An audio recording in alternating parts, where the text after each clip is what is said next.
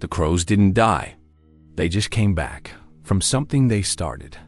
After the storm, the road was nothing but wet gravel and shattered branches. The sky looked bleached, as if the color had been drained from the world. His parents' farmhouse stood at the end of a long dirt path, overgrown with weeds and framed by trees twisted from years of wind. It had survived, mostly. The porch sagged. The windows were crusted over with dust and dried leaves. But the chimney still stood. The house still breathed.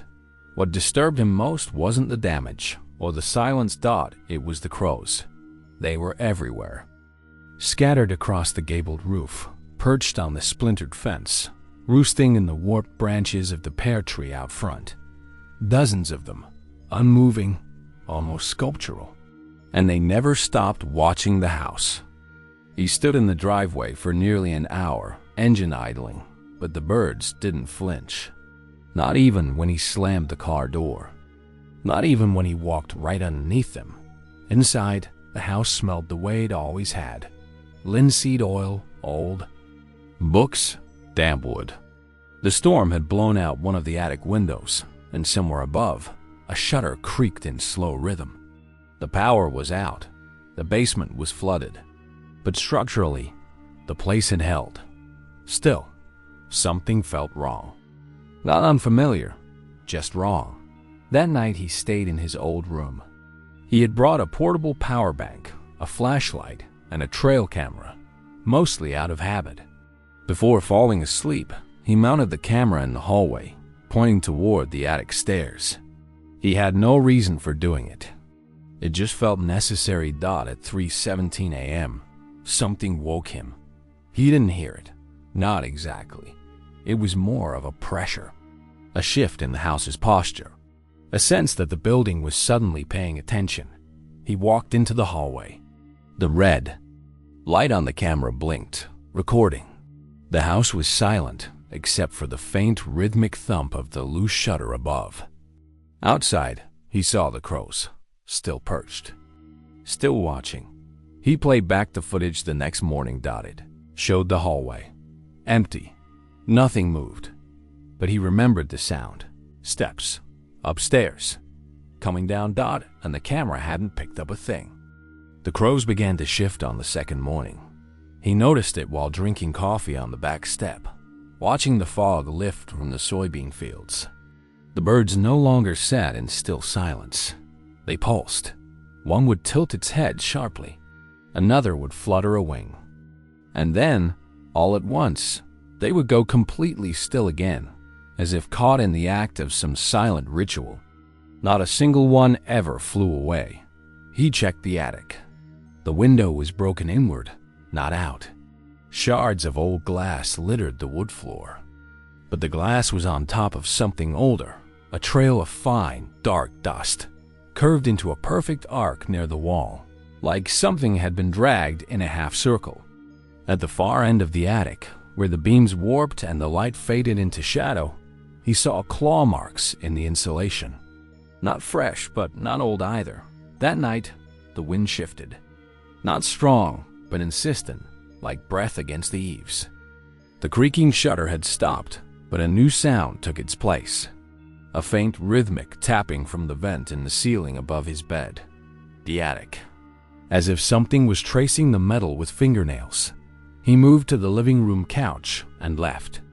All the lights on. The trail camera stayed aimed at the attic stairs. Its red light never blinked.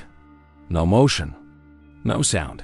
But around 4 a.m., every crow outside screamed at once. It lasted only 3 seconds. Then silence. He ran to the window. Nothing had changed, but in the reflection of the glass, distorted by the pane's imperfection, he thought he saw something behind him. Not a figure. Just a shape. Hunched. Waiting at the bottom of the attic stairs. He turned.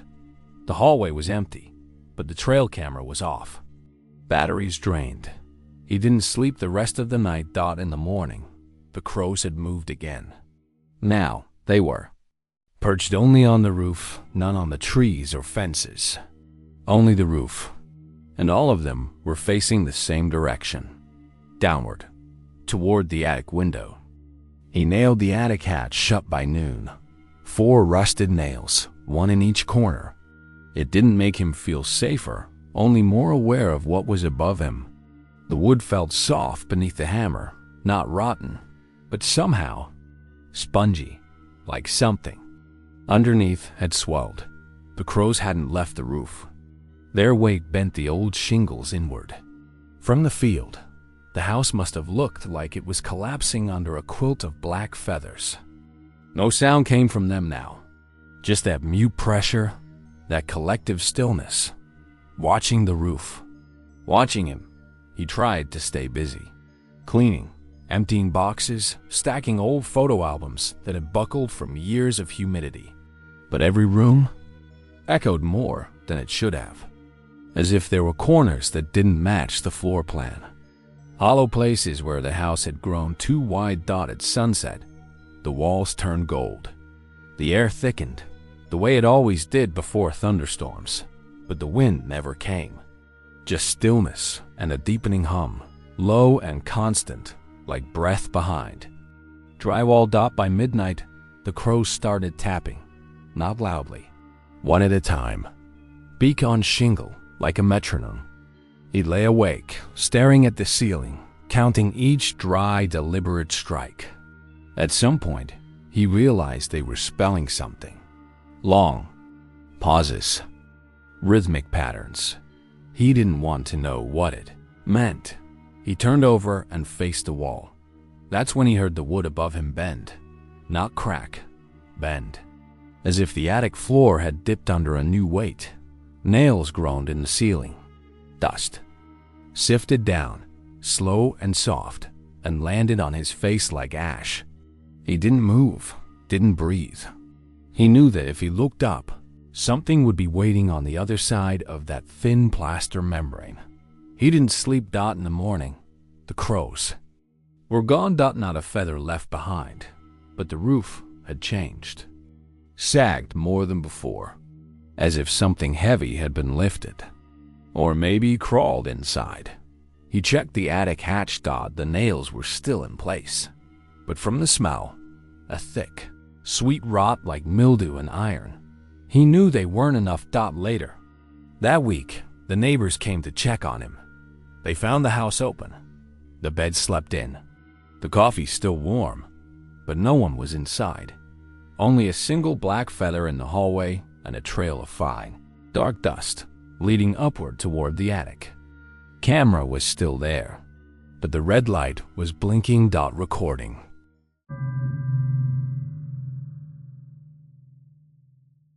No one remembered who built the windmill. It stood at the edge of the fields, just beyond the broken fence line where the grass grew higher than a man's chest. Its blades turned day and night, even when the air was still and the sky refused to move. They said it had been empty since the 1950s. The house beside it had long since collapsed into itself, little more than a rectangle of moss-covered stones. But the windmill kept turning. When I came back to the county, I was looking for quiet. After a divorce and a job that had folded itself into ash, I thought maybe the farmhouse left to me by my uncle would be the kind of silence I needed. I didn't expect to see the windmill still standing, still turning. The road near it was overgrown, but I stopped the car anyway. The noise it made was low, not the usual squeal of metal on metal, more like a slow-breathing dot. It wasn't windy. The door to the windmill hung loose on one hinge, swinging inward with the motion of the blades above. Dust inside hadn't been disturbed in years. No footprints, no bird nests, no sign that anything living had been there in decades.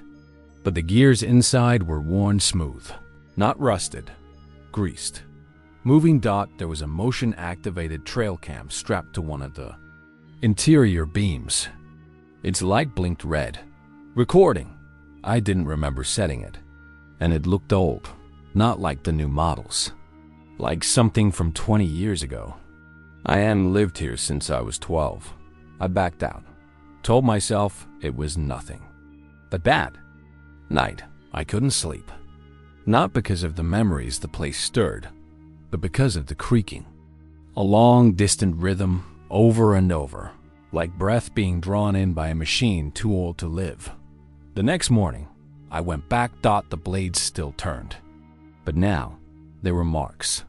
Inside, on the wooden wall behind the turning shaft, someone had scratched. A circle, deeply etched into the boards, but not recently. The dust had settled into the grooves, like it had been made decades ago and forgotten. The spinning blades passed right in front of it, not touching, but close. Too close. Each time they passed that point, I could feel something, a subtle shift in pressure, like standing too near a high voltage line, or a whisper just behind. Your ear, that stops when you turn your head. I stood there too long. The blades kept spinning, and the camera blinked. Later, I checked the footage. The windmill had been filmed at night, over and over, grainy black and white, and always, for just a frame or two, something standing in the doorway, facing the camera, but no one had been there. The tape looped, and the blades never stopped. The next night, I dreamed in spirals, not images, motion, a feeling of being slowly turned, over and over. I couldn't move my arms, couldn't open my mouth. I was fixed at a strange angle, as if the world had shifted 20 degrees off its axis, and gravity was now a suggestion. When I woke up, my nose was bleeding. I found myself sitting upright on the living room couch, feet bare, one sock still twisted halfway off. I hadn't fallen asleep there, and yet I couldn't remember lying down in bed either. On the coffee table sat the trail cam I'd retrieved from the window. Its red light was off now, but when I opened the casing, it was still warm. Inside was a full SD card. I didn't remember copying anything, but when I plugged it into my laptop, a single file autoplayed. A low humming, the blades spinning over and over, and then my voice. But I hadn't spoken. It was me, clearly, tone, inflection, hesitation. But I never said what I was hearing. I let the video run. Every 15 seconds, a whisper. The same words repeated. It's single quotes as behind the panel. It hears when the shadow bends. I checked the windmill again that afternoon. This time, I brought tools, a crowbar, flashlight, gloves. I followed the groove in the wooden wall behind. The gears, the carved circle where the blades seemed to breathe past. Behind it, the board sounded hollow. There was a panel, thin, roughly nailed into place. I pried it free. A smell came out. Not rot, not mildew, but something mechanical, old and dry, like the inside of a burnt-out fuse box. Behind the panel, a small square compartment built into the wall. Inside it, a cassette recorder. Not a modern one, 1980s style. Yellowed plastic, cracked buttons. But the light was on. A red LED blinked once every 2 seconds. It was still recording. No power source. No visible battery. I pressed rewind. It clicked, word, then stopped. When I hit play, I heard footsteps, light ones circling, followed by that same whispering voice. Turn again, until it remembers. Then my voice, again. I hadn't said those words. I never had. The tape hissed. A sound like wind through metal slats. Then a thump like something heavy dropped just behind me. I turned. Nothing there. But the blades outside had stopped. No sound. No motion. The entire structure was still. I stepped outside. The sky was darkening fast, although it wasn't yet evening. The field was utterly silent. No crickets, no wind, no birds. Even my phone wouldn't light. I walked 10 paces from the windmill before hearing it. Again, click, whir. The recorder inside the wall had started playing again on its own, and the blades began to turn once more, slow, steady, slicing the air, as if driven by a heart far underground. I should have left then, but I stood in the doorway and listened, because the voice had changed, it wasn't mine anymore, it was my uncle's. The one who'd left me this place, the one who disappeared without a trace 40 years ago. I didn't leave the windmill that night. I couldn't say why. The roads were still there. My truck still started. But something in me had shifted, like a compass pulled off true north. I slept in the farmhouse near the window, watching the blades through the trees. They turned all night. In the morning, the cassette recorder was gone. The wall panel had been replaced, cleanly fitted, as if I'd never torn it free. There was no dust, no scratches, not even the smell. But the red LED was still there, visible through the thin slats, blinking every 2 seconds. I didn't try to pry it open again. Instead, I searched the property. The old well near the barn was filled with leaves. The cellar had collapsed.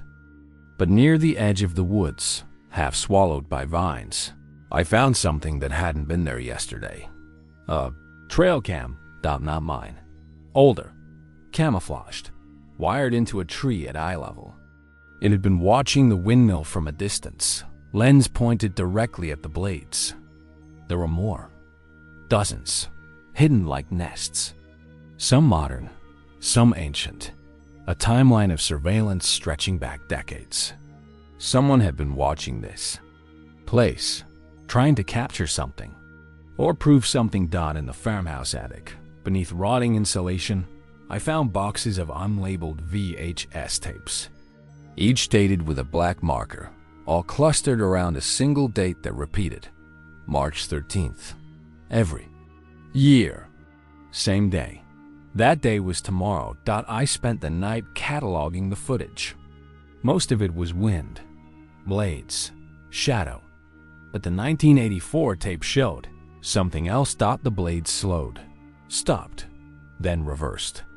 The air grew visibly thicker. The trees behind the windmill bent inward, as if drawn by pressure.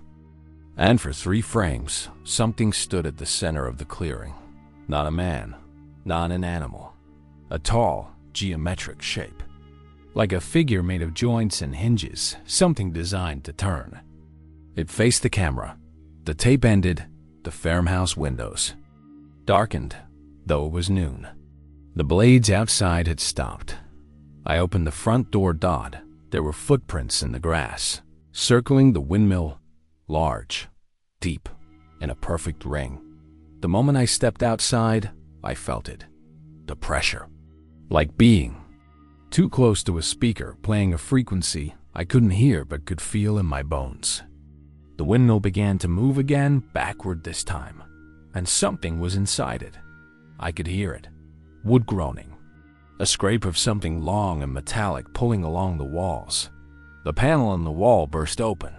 The cassette recorder was back, but now it was playing. Constantly. No rewind. No pause. Just that same whisper. Turn it forward, or it remembers. I ran. Through the woods, past the trees with cameras, past the fence line where the grass stood tall. I didn't stop until the farmhouse was gone behind the hills. But I still hear it now. Even here, even in the city. That slow creaking, that impossible turning. And every year, on March 13th, the power flickers for just a second. My clocks pause. My phone resets, and I remember what I saw in those frames. The windmill is still turning, and it's not turning for us.